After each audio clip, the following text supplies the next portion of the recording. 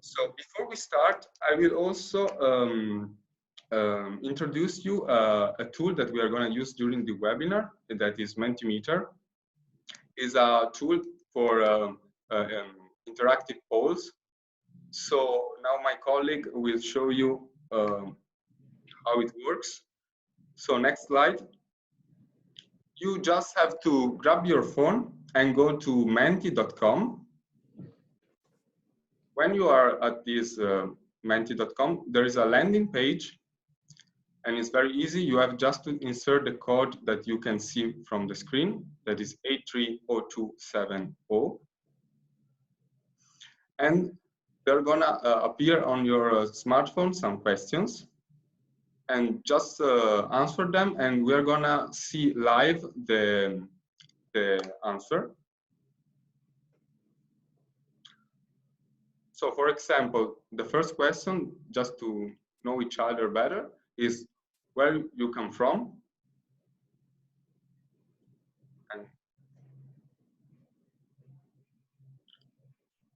if you don't see there is the code here on the top, so you can see that. So we have a lot of people from Denmark, for sure. So go to Mentimeter and enter 830270. Yes. Okay. Just menti.com. Yeah, sorry, menti.com. Menti.com. Menti.com, enter code 830270, and you will get a question. Okay, great. So there are many people from different places. Let's see if there are other answers.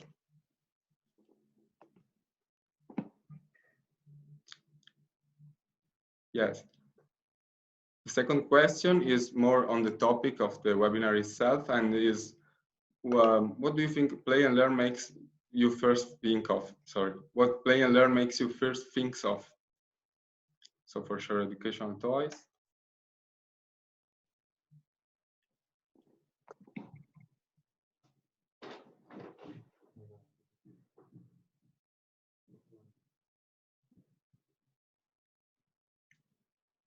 So not so much gaming as we could have maybe expected, maybe. Yeah, I will repeat for the people who log in now. You have to go to menti.com and just insert the code 830270 to answer the question, and we are gonna see live the answers here. And do it on your smartphone. Just grab your smartphone and menti.com 830270.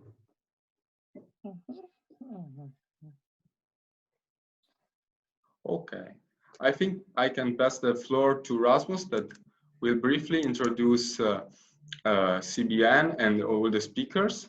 And we are gonna use Mentimeter other times during the webinar, so keep the smartphone close to you, because we are gonna use it other times.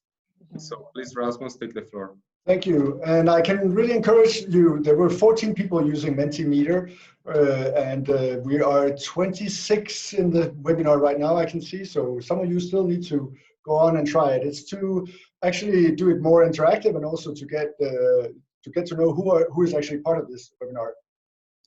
I'm Rasmus. I'm with the Creative Business Network, and you're part of this is CBN webinar, where we invite people from our network and people that we know in our network to speak about different topics. As you know, today is Play and Learn, or hopefully you know that you've signed into a webinar on Play and Learn. We will next week have a lot on health, hacking the crisis, and also how creativity and arts can solve public health problems.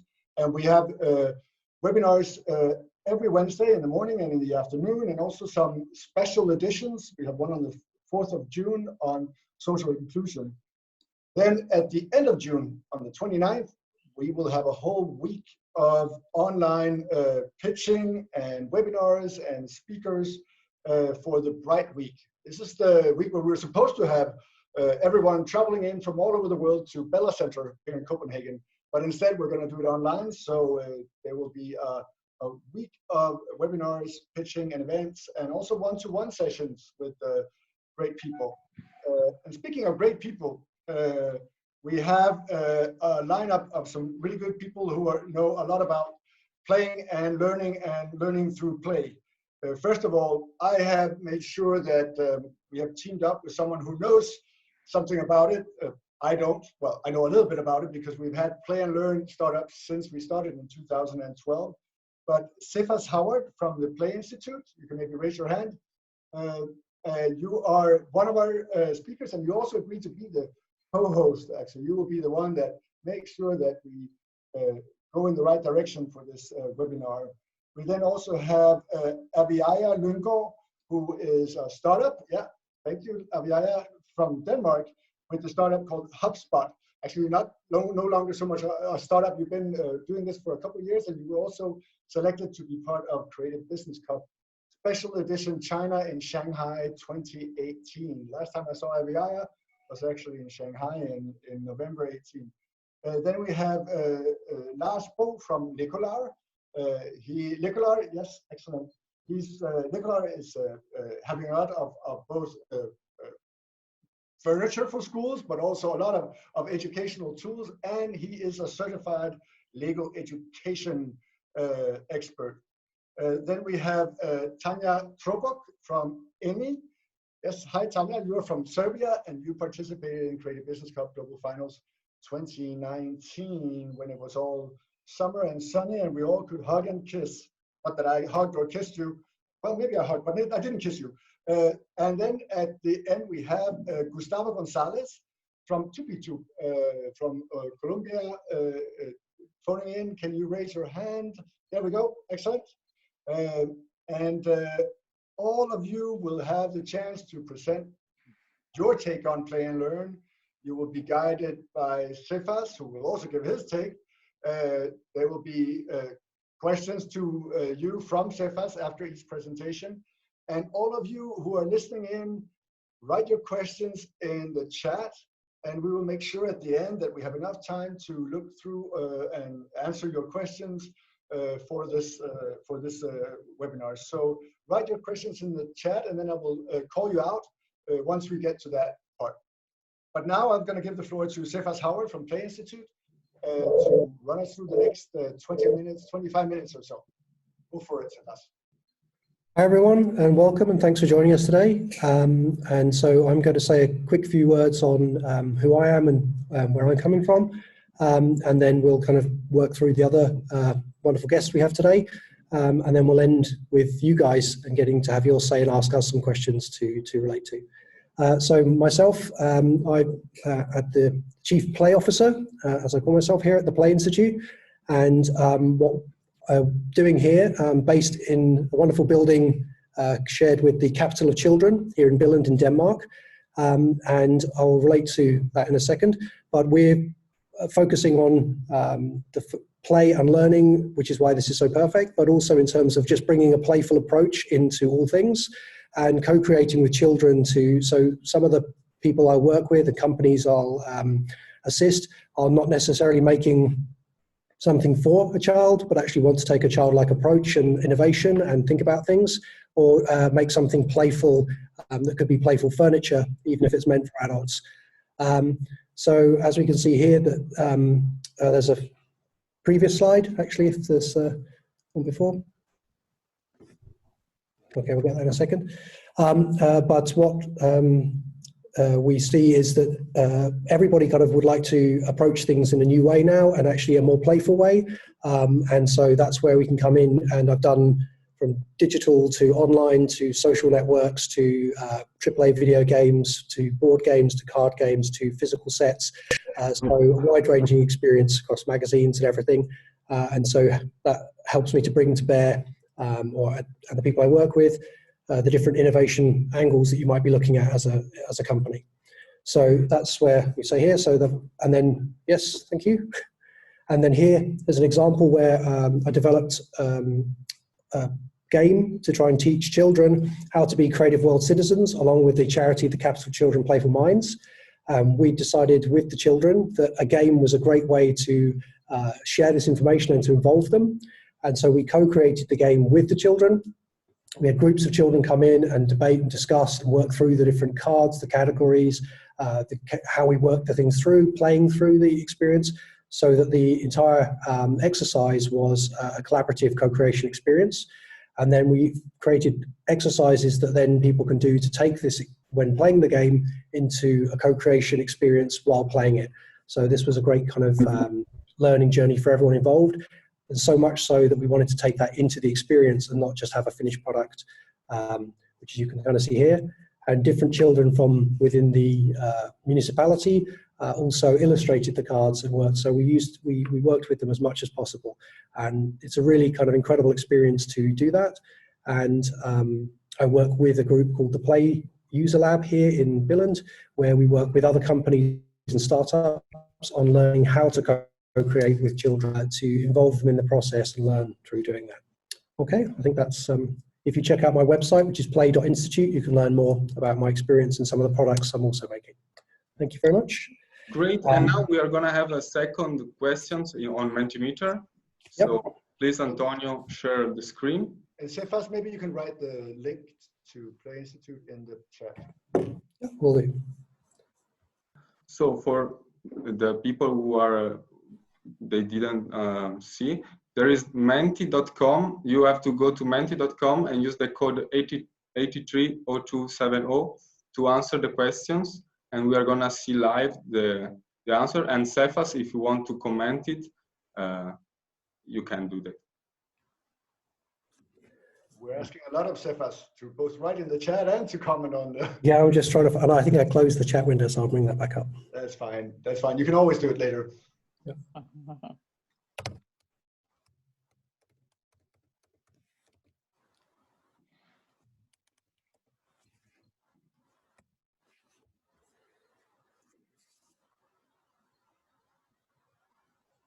Yeah, strong result in engagement there.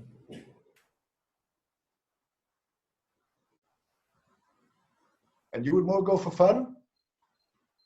No, I think, well, fun is part of engagement. I think it's just interesting to see where, and I think that would be something we could follow up with later on, is to see what do people interpret as engagement, right? There is another question after this. So what area is more important to you in selecting a learning product?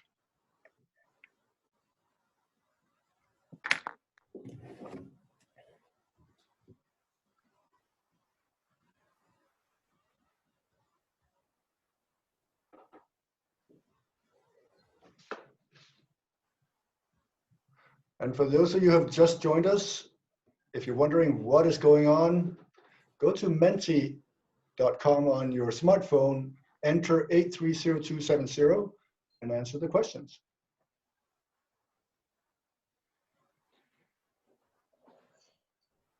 And if you feel there was a category missing maybe to that question, you can put that into the thread in the Zoom group chat.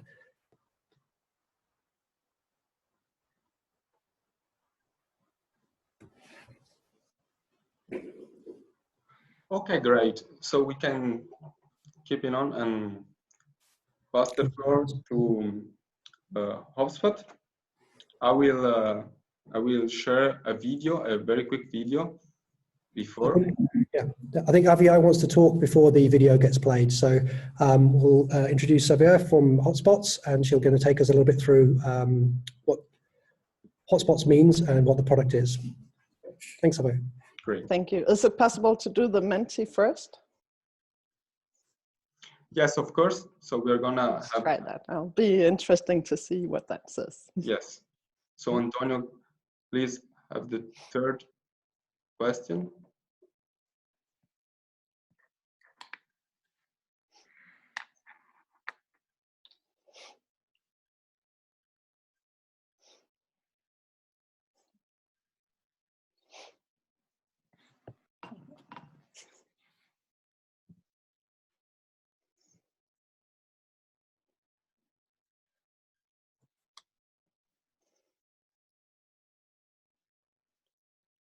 It's interesting to see. Yeah. So it seems like we've all been less active than we usually are. Maybe we can move to the other question that I have.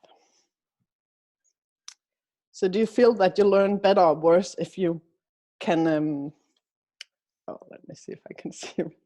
If you can stand up while and move a little?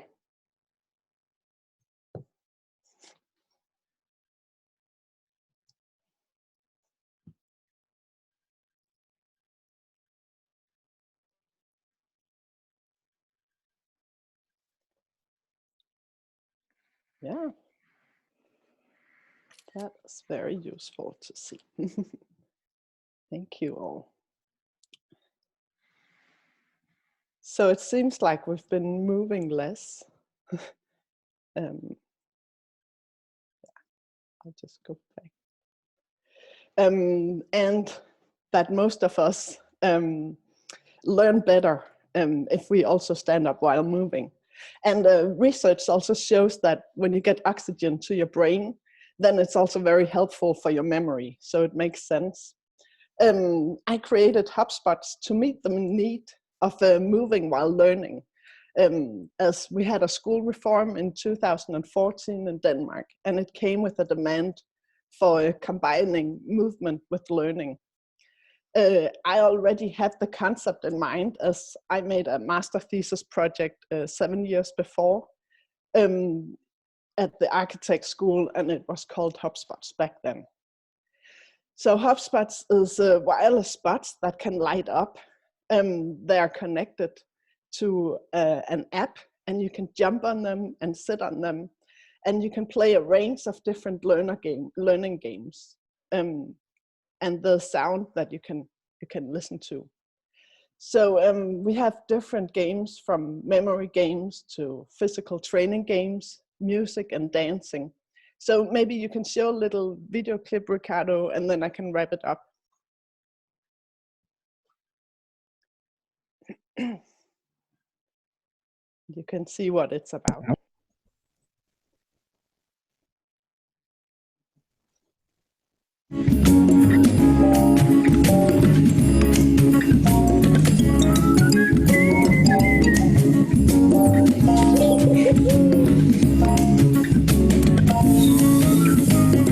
Nice catch.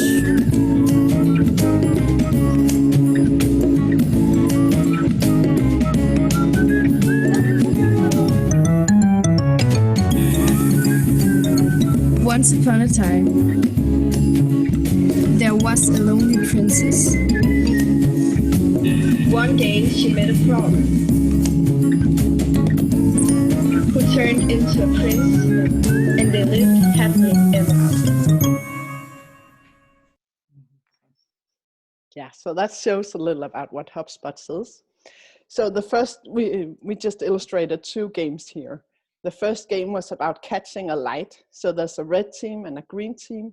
And when the spots light up, you have to step on it. So this has a very playful approach because it's very motivating if you're also having fun while learning. The second game is called Coda Spot, and it's an open-ended game where you can program each of the spots to light up and play a sound. So you can use it in different ways, and they were making a storyline with this. So in this way, they recorded sounds onto the app, and their peers could combine and move around the HubSpots to make a meaningful storyline. So in this way, the pupils take ownership over the technology and become producers rather than just consuming the technology. So all in all, we're working with a lot of focus on moving, having fun, and being engaged while learning, and then taking ownership of the technology. That's our main areas. Great, fantastic, and I think everyone was able to see from the video clearly enough the threads there. And I think Aviana, I think fantastic job with the development there. Also because you're tackling not only a need that clearly people have, but you're doing the hard work for them, which is combining technology with physical components. Were there any kind of challenges to that you would want to share, or insights to that, to what might be some of the entrepreneurs in the room? Well, it has to be very robust, and the connectivity was hard to make in the beginning. I think that took us a year to make it stable. And then the user friendliness is really essential. It has to be easy to use when you get it out to the teachers. So we kept on engaging the children in the design process. Fantastic. And also the teachers. Mm-hmm. And the last game you showed there actually harks back to what I was saying about co-creation, because the kids actually get to co-create part of their own content and not just consume it. How important has that been to the adoption and the increased usage of the product? Well, that's where they can see that you can continuously use it, and it can be a supplement to all the different subjects that you're teaching. So the children really get the 21st century skills of creating. Okay, so it's adaptability and flexibility, but also then co-creation, so that there's an involvement and an engagement factor. Brilliant. Thank you so much. And I think that leads us very strongly onto Lars Bo from Lecolab, because I think Lars also saw the appeal in your product, because they now stock it. And so Lars, if you'd now like to take us and introduce us to Lecolab. Yeah, I can do that. First of all, thank you all for having me. It's a great pleasure to be able to speak to you all about learning and play. Not to be unpolite, I'll just stop my video for a second, but you'll be able to hear me speak just because I'm looking at my notes, so to let you know. I'm with Lecolab, and we are a reseller in Scandinavia. So we are based in Denmark and Sweden, Norway and Finland, and we sell educational products, furniture, playgrounds and stuff like that. My area is actually the STEM area. And if you don't know what STEM is, it's an educational approach to learning that uses science, technology, engineering, arts and mathematics as kind of like an access point for guiding the students' learning. And we are a LEGO education partner, and we are also a partner, as you said, with AVI and HubSpot. So we do stock HubSpots, and it's a very, very, very nice product. I'm just going to tell you a bit about the LEGO education approach to learning here. So as you might know, LEGO has been producing toys for many, many years, but LEGO also has a division called LEGO Education. So they do now provide a continuum of learning solutions from early learning through primary and secondary learning. LEGO Education, the approach to learning is pretty much a hands-on based learning approach that involves the student in their own learning process. So where does play come into this as a factor? And you may skip to the next slide if you like, Ricardo. I was actually going to ask you to Google what play means if you Google it on on the internet, but it would take some time. So I actually took the liberty to do it for you. So if you do Google the word play on the internet, it says that play is when you engage in an activity for enjoyment and recreation rather than a serious or practical purpose. And this is actually seen as quite pretty serious problem at LEGO and at Lecolab, because we see play as one of the most important things in children's lives, and actually as the way that they learn. So there's an old saying that says that play is your brain's favorite way of learning new things. So at LEGO Education, they want to support play as the driver of learning, pretty much like HubSpot. So they want to get play involved in learning. And LEGO Education has, LEGO has a foundation called LEGO Foundation, and they did actually do research on common characteristics of playful experiences. So if you skip to the next slide, you don't have to read through all of this. I can send you, there's a report you can find on Google afterwards, made by LEGO Foundation. But these are actually some of the characteristics that they found when looking at play. So when children are playing, it's often meaningful. They're connecting it to facts, to their own real lives. It's joyful. They engage in play because of an inner motivation. It's very often socially interactive. So they do often interact with other children and communicate, try out different opinions. And it's certainly often very actively engaging. So they're pretty much learning while doing things, or kind of like a hands-on learning. And it's very often seen as iterative. So they are doing things over and over again. They're experimenting, they're learning through their imagination, comparing and stuff like that. And if we skip to the next slide, please. The Lego Foundation actually also did how do you say, a model of their holistic approach to learning. And this is just like a sum up of that explains the Lego Foundation's holistic model. So it places the child in the center, and it focuses on 5 areas. And as you can see, some of these are actually quite close to the ones we found when looking at play. So here we have physical skills, social skills, cognitive skills, emotional skills, and creative skills. And there's very fine strings attached, or how do you say, to the characteristics of play.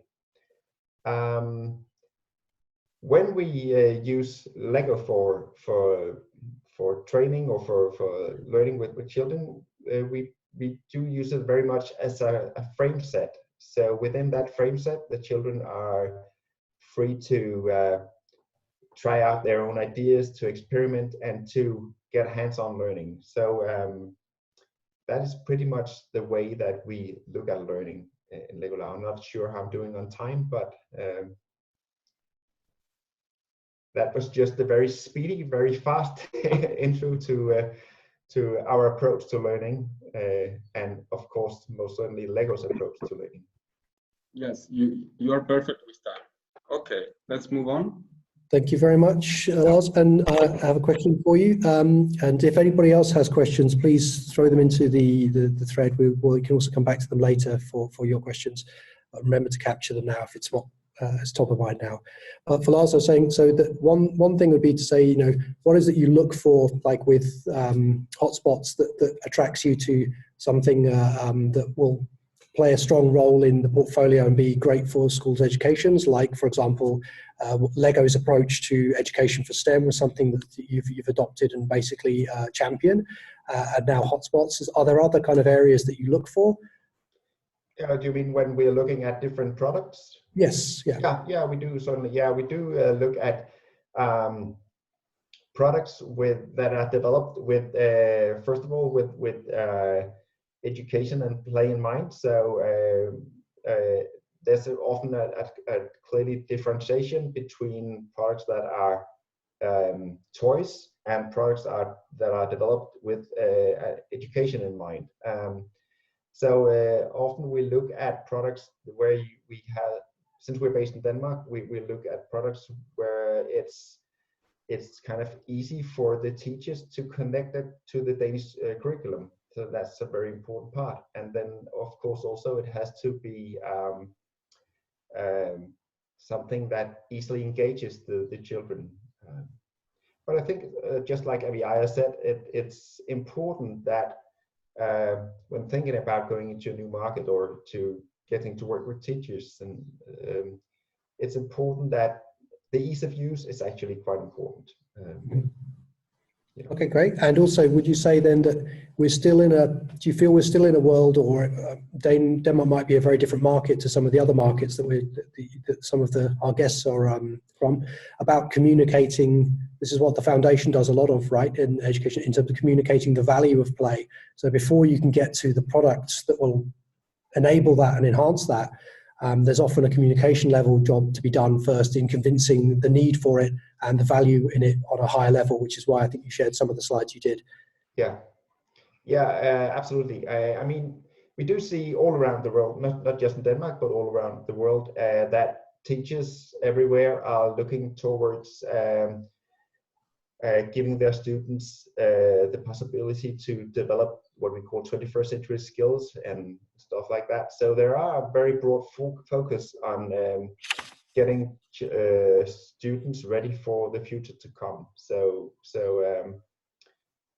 products where they or educational situations where they get to collaborate, where they get to use their critical thinking, they get to solve problems. Open-ended problems would be nice, and stuff like that. That's very thought after, not just in Denmark, but around the world as well. That's what we see when looking at educational markets. Thank you very much. Okay, so next we're going to introduce Tanya once again, and say Tanya with her product ENY. How would you say it, Tanya? Eny? Tanya, yeah, Tanya. Eny. Okay, well, that's, yeah, so pronunciation there from Serbia. So, and this is about binary, learning to speak to computers. So please tell us more.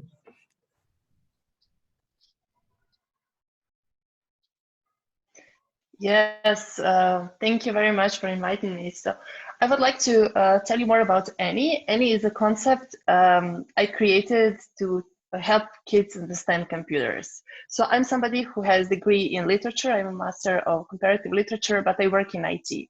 So as I was entering the field from educational background, I started learning about computers. And just like most of the people out there, I didn't know anything about them. I wanted to understand how it is all related, why they have so many programming languages, and what it all has to do with the ones and zeros. And they say computers think with ones and zeros.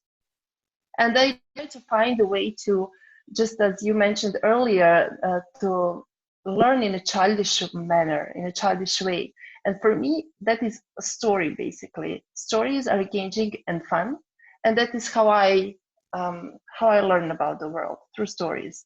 Because I couldn't find the story I was looking for, I wrote one for myself. And it turns out it helped educators in my country who took my concept to teach Eny in private coding schools here in Serbia. So Eny is a story about a boy. Like, what would happen if a computer were a boy? Just think about it. We have ability here through this concept to see how computer develops through time. So right now, in this first part, Eny is just a boy from 0 to 2 years old, and he speaks only binary. And with learning to understand him alongside his parents, we learn about binary code as well. And in the end of this first part of a physical book, we actually learn basics of binary and how to present ourselves, how to speak binary, and to translate numbers. I also created teacher unit because I wanted to test this concept. I wanted to see if kids really enjoy learning with Eny, and it turns out they do. And with that concept I created is a teacher unit that is 1.5 hours long and is very easy to implement in a classroom. It has 5 different, if we can show pictures, it would be great, Ricardo. It has 5 different games. Kids really enjoy, like they compete, they make bracelets with their name in binary. So they basically learn their own secret language, and they understand in the end that yes, it is possible to understand Eny in his language, binary, but it is very difficult, and Eny should go to school. And in the school, it will be much more difficult for teachers and kids to understand him, and they may even mock him. And that is where part 2 come along. So right now I'm in the process of writing part 2, where Eny is going to kindergarten, and after that part 3, where he's in a school, and in the end he's in a uni. And by watching him growing up and adding different layers, different programming languages, we understand why we need so many different programming languages and how it is all related to binary and to his surrounding. And he can even have, you know, cryptography adventures and AI adventures to see why we need this funny little guy who speaks in ones and zeros. Wonderful. Thank you so much for sharing that. And I have to admit that after we met just on Monday, I went off and tried to work out how to do binary myself. So it was very inspirational, and hopefully, yeah, I can't wait to get hold of a book myself. Yeah, So I had a question.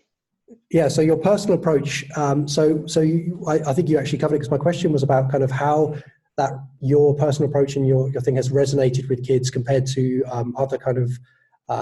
There's a lot of learn to code going on in the world right now. And I think this was interesting because it felt like a precursor to that. So it's before you can learn to code via the other many things. It's about understanding the language of computers, and it was a very personal way. So I really I thought that was wonderful. Yes, absolutely. So when I tried to learn about computers in a childish manner, all I could find is a ways to teach to code, but I didn't want to do that. I'm a project manager. So I wanted to understand concepts most of all, so I can understand what am I doing while coding. And I just couldn't find books like that, you know. And when I was training educators in these teaching centers, private teaching centers, I realized in these workshops, because I held multiple workshops with kids, with their group, I realized that they are only kid or one of two kids in their classrooms in their public schools that actually learn to code. So 99% of kids still think it's not for them. It's for some maybe kids who like math, who are maybe boys, because only one or two girls are there. And they believe that story is the way to maybe engage more different characters and more different, you know, ways of learning, because computers are everywhere and they are learning about us through AI, and we really need to learn about them too. I totally agree. That's really fascinating. Thank you so much for sharing your story with us. I think there'll be some short questions following up from that later. And I can't agree more on your approach to story. I had the joy of making a similar thing. I made an ABC book, which is a fun way to start, but for my son who has ADD and ASD and is a very kinesthetic learner, and I experimented with trying to use story and try to bring a kinesthetic approach into a flat book, so without using pop-up. And I think it was I found story was a key engager, so I totally agree with that. Okay, thank you very much. We're going to move on, and Gustav is our next special wonderful guest.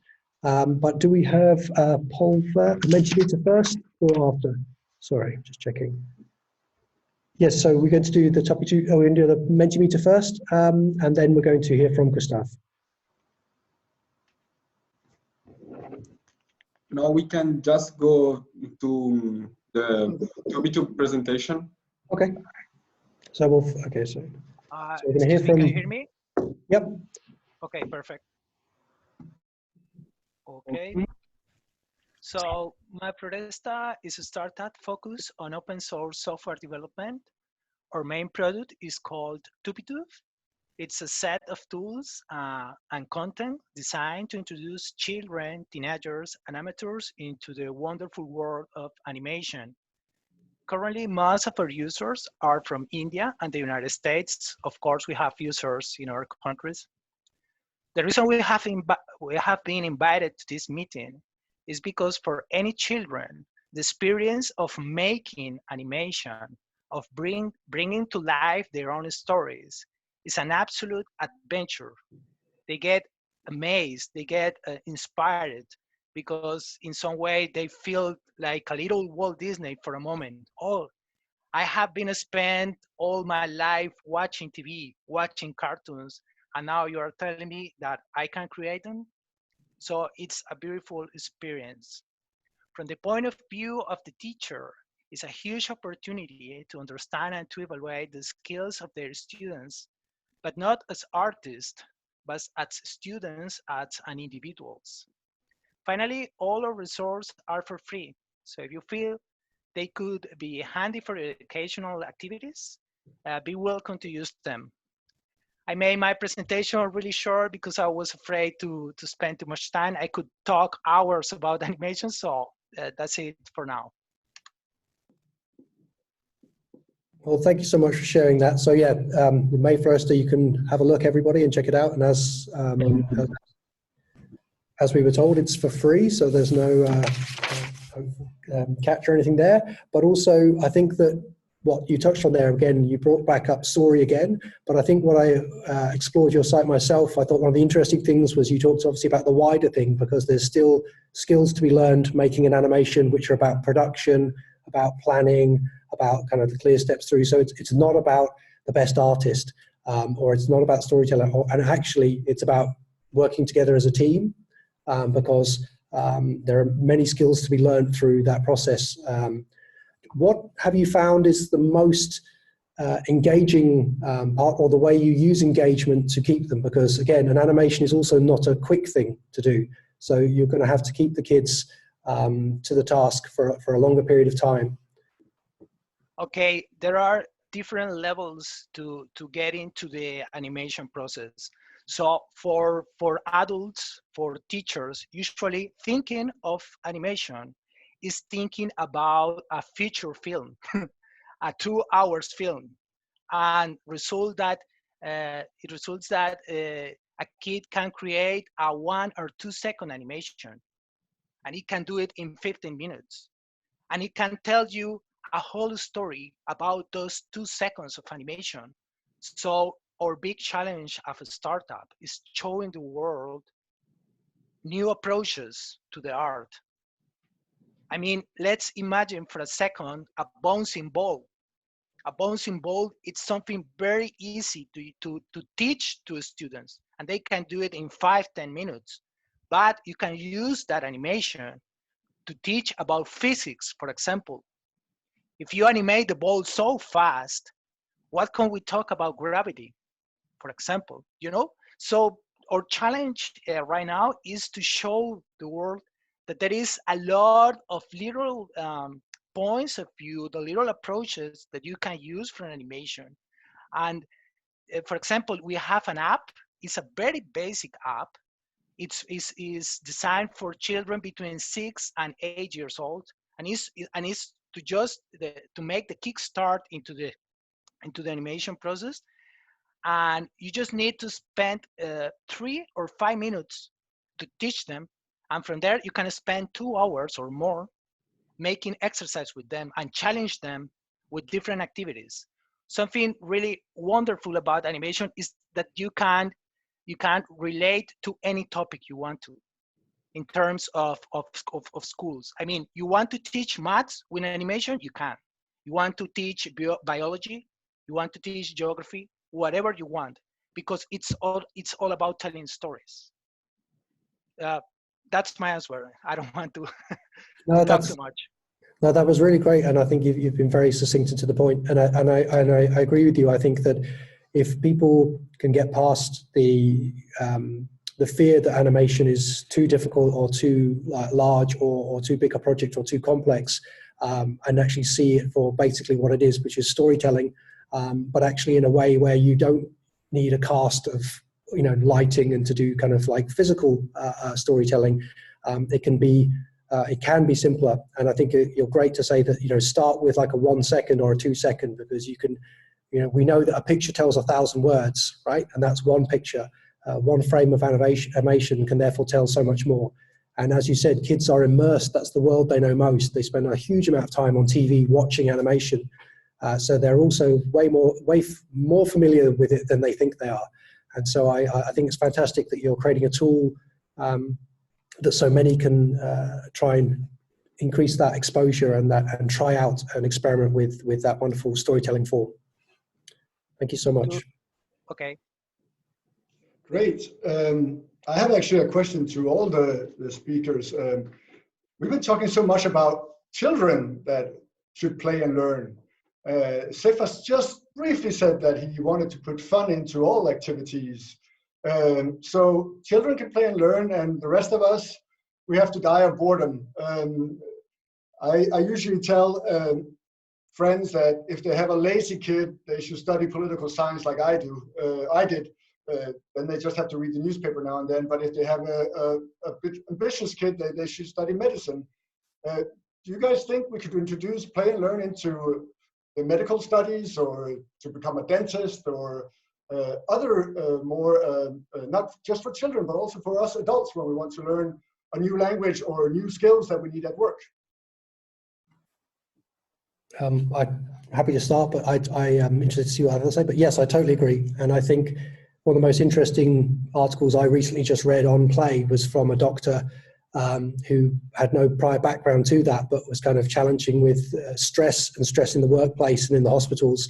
And he was simply looking himself to say, okay, what can we do about this? And from his own research, he came back to like the benefits of play for mindfulness, for stress relief, for adults type thing. And he wrote a quite wonderful piece, therefore, based on that and reflecting back on all the learnings he'd had just by diving into the area. But he held his hand up and said that he's not an expert in that area. He was just reading about that area, but there's a whole realm of possibilities for play to enter the adult space that hopefully the COVID that has affected us so unfortunately in the world has actually at least opened a door slightly wider to, which is the time and the possibility and the place for play in our adult lives. So yes, hopefully this is a door that I spend a lot of time in, but hopefully it's going to keep getting wider and wider. Yeah, I have a book at home that actually some Norwegian researchers that say that we should all have as much fun and play as much as we can at work, because it will actually show off on the bottom line. The only situations that we shouldn't do it is if you had a operation or have nausea, then you should not make jokes with your colleagues. But otherwise, just go for it. But I know there's a difference between having fun and joking and playing. But let's take some of the questions. I know you, Stefan, has looked some of the questions from the participants beforehand. We can also take some questions in the chat, if some of you, but let's start with those that we already have. I believe you also have them, Cephas, or should I read up some of them? Or introduce one. I'm just going to re-scroll through the chat thread to see the new ones coming up while you do that. Okay, then I will see here. I have it up here somewhere on questions from the participants beforehand. Let's see here. There is a fear that often using game techniques, we do not develop children's willpower. They only do what interests them. And in life for success, you need a lot of routine, uninteresting work. That's a question from Ukraine that if the participant is present, maybe you want to tell a bit more about your question. So it's about, is this playing and learning not realistic in the sense that once we get out into the real world, so to speak, we will have to be used to routine work and we have to have a lot of willpower and strength and tenacity. So I think that's how I would interpret that question. Anyone would like to answer that? Any of the speakers? Well, we have a game about making decisions and working with dilemmas. So in that way, you definitely get closer to real life also through playing and having some ethic discussions without really having to face it in real life. So it prepares you also. And that's also why you play while you're a child. You're practicing for hard situations, I guess. Mm-hmm. Other answers to those? I can chime in. I'm thinking, yeah, sorry. If we do look at play in a more holistic way or in a more broader perspective, perhaps than just the definition I showed you on Google, then play is actually something that could encourage or learn children elements such as skills, emotional skills such as self-control, reflection and understanding, and stuff like that, which are all very important in relation to the question from the one in the chat, I think. So it depends if we do try to have a broader perspective on what we think of as play. I believe that that there are a lot of possibilities to learn skills like that. Can I follow on or just to say, so I also see that while you had a definition of play, when I was first developing games, I had to create a definition of game because particularly for kids and generations today, game has become a very diluted word. Kids will point to a lot of things and say, that's a game. And I would be, as a game designer, go, that's not a game. But to them, game and play have become interrelated. Like almost any app is a game, regardless of what it does. Instagram is a game, all these things. So I think it's really about what is the purpose of it and what is it doing. So I don't think you can use a game or even play to say that it's good or bad. I think it's about what the purpose and the use and the task is. And one of the things that we can learn from games is that games are like play. They are something that you choose to do. You don't usually ever have to play a game. It's a choice. And as such, you can also choose not to do it. So unlike eating or feeding or sleeping or exercising, it's a derivative thing. So therefore, games have to motivate and engage you very strongly otherwise you'll put it down. And as doing so over the last sort of 50 years, they've got very good at it, particularly when with modern things like smartphones, accessibility. So what we can learn from games is how to motivate and engage audiences. And so that's what is often lost in the term gamification, but what is meant by it. It's how can you use what successfully works in things like games to engage your audience, motivate them, give them rewards, give them feedback, keep them engaged and make them feel like they are mastering, like they are progressing. All of these things games do very well. It doesn't have to be a game to do those things or to incorporate those things. And that's where learning, in particular, when strong feedback, strong rewards, strong motivation and engagement can obviously improve anything, but particularly, I think, things like learning. So that's a good advice for those of you that work on audience development to gamify it. Gustavo, you have a comment? You need to unmute, yeah? Yes, I would like to say something. Game is not an exclusive activity of humans. I want to say that game is a natural behavior. Let's think for a moment in lions. When lions, they are babies, they start playing to learn how to hunt. So I don't think that game is something that we just can think as a child, immature stuff. It's part of the life to develop ourselves. So I just wanted to say that let's take a look to the nature and then understand that game is part of us. That's it. Yeah, I have two kinds of questions in the chat. I can see there is one from Laguna Ducati that I will call out in just a second, but there's also questions around that schools don't have the right to decide independently, and teachers need to learn the new tools. So I would like to. So one question is around how do we get people interested in this? How do we get the educational system to understand that this is the way forward? And then we have also a question from Laguna Ducati. Amy Kasper, you have a question around data research that confirms this. You want to ask the question, Amy, or? Yes, hi, thank you. So my question is to all of the panelists who have done such a spectacular job of sharing their stories. And it sort of relates to what Rasmus was saying earlier. And it's basically, what is the research? Like I've worked for bosses, I've had bosses who are not playful and have failed to innovate. And so the question really is, how can we take this story about children playing and learning and make it about leadership? And that's my question. Thank you, Rasmus. You're welcome. That's really interesting. Sorry, Geoff.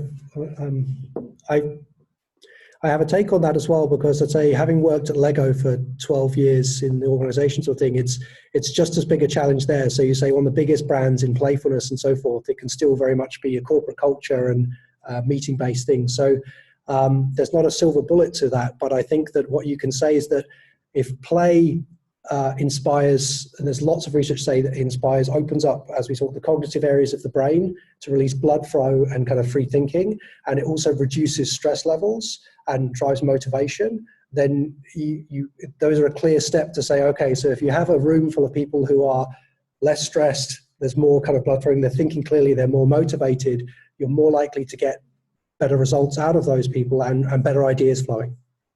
We have 3 minutes left, and we have Tanya also with a comment, I believe. Tanya from Serbia with Eni. Yes, hi. I really like the question about schools and how schools are really difficult to change, like all big systems. And that comes back to the first question, like, is gamification really, is it really educational? So that is often very big, point that is against the gamification in schools, because it takes away a lot of time and the benefits are in question. And plus there's the question of hardware, right? Often there is hardware involved, and that is really difficult to install, to maybe acquire, or to train a staff to use.